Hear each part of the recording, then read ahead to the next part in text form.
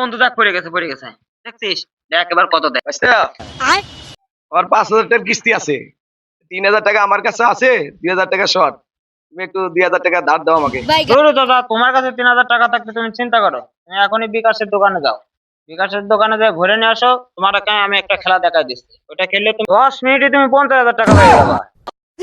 তাহলে তোমরা এখানে থাকো, আমি এখনই বিকাশের দোকান থেকে টাকা ভরে নিয়ে আসি। বন্ধু টাকা তো অনেক হইলো, আয় বাইর করে নিয়ে আসি। দূর আরো বানানো লাগবে। আচ্ছা এই যে টাকা ভরে নিয়ে আসি, খেলাটা নেমে দাও। হ্যাঁ দাদা খুলে দিছি, আপনি খেলান।